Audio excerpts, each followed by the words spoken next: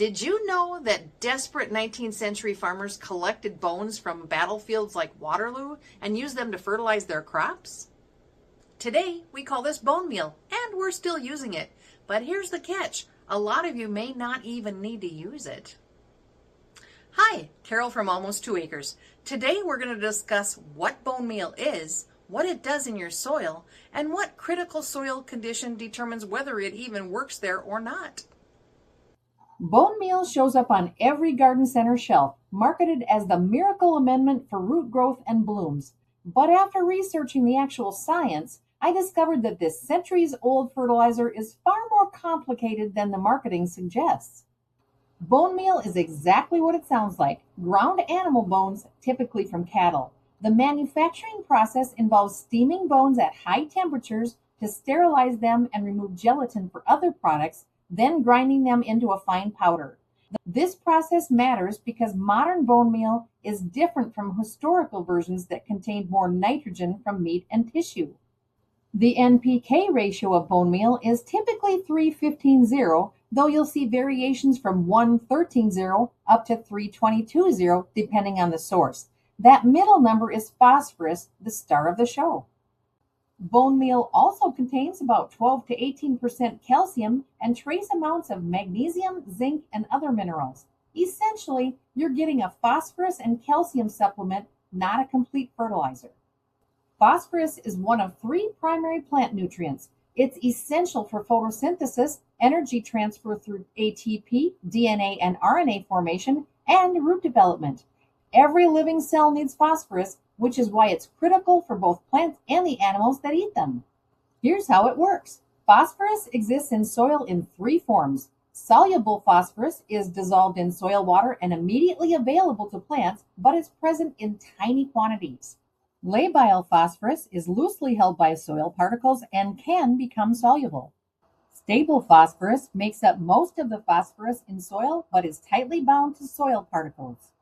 When you add bone meal, you're primarily adding stable phosphorus. It must be broken down by soil microbes and acids over 1 to 4 months before plants can access it. This makes bone meal a slow-release fertilizer, which can be beneficial, but only under specific conditions. Here's the fact that fertilizer companies don't emphasize. Bone meal only works in acidic soil with a pH below 7.0. According to Colorado State University research, in alkaline or neutral soil, bone meal remains water insoluble and locked up in a form plants cannot access. When soil pH is above 7.0, the phosphorus in bone meal stays as stable phosphorus indefinitely. You're essentially adding something to your soil that will sit there for years without benefiting your plants. In acidic soil below pH 7.0, soil acidity and microbial activity slowly break down bone meal, converting it into forms plants can use. There's a twist for highly acidic soils below pH 6.0. Excess iron and aluminum can bind with phosphorus to form insoluble compounds, reducing availability again. The sweet spot is slightly acidic soil between 6.0 and 7.0. Most plants form symbiotic relationships with mycorrhizal fungi that colonize their roots. These fungi are exceptionally good at extracting phosphorus from soil and delivering it to plants in exchange for sugars. It's a 400 million-year-old partnership that works remarkably well. Here's the irony. When you add too much phosphorus from bone meal or other sources, plants stop producing the organic acids that allow mycorrhizal fungi to colonize their roots. Without these fungal partnerships, plants must grow more roots themselves to compensate, using energy that could go towards growth and production. Research from Washington State University shows that excess phosphorus actually disrupts this beneficial relationship. So, while bone meal marketers claim it stimulates root growth, the reality is that high phosphorus levels force plants to invest more energy in roots at the expense of other functions. You might get more roots, but at a hidden cost to the plant. The only way to know if you need bone meal is through soil testing. Most North American garden soils already contain adequate phosphorus and calcium. Unless you have sandy, acidic soil that's been depleted, you probably don't have a phosphorus deficiency. If your soil test shows low phosphorus and your pH is between 6.0 and 7.0, Bone meal can be useful as a slow-release phosphorus source. It's especially appropriate when preparing soil before planting rather than as a quick fix during the growing season.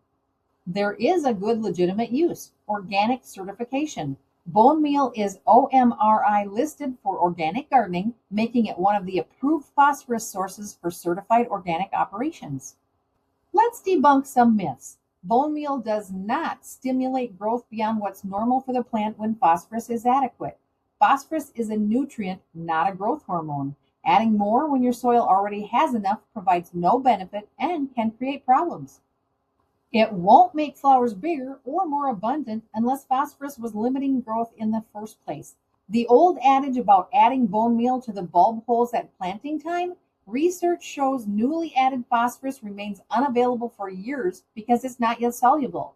Your spring bulbs are relying on last year's available phosphorus, not what you just added.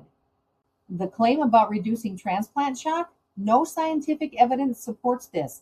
Healthy transplanting practices like proper watering and root care matter far more than amendments. Adding bone meal when it's not needed creates several issues.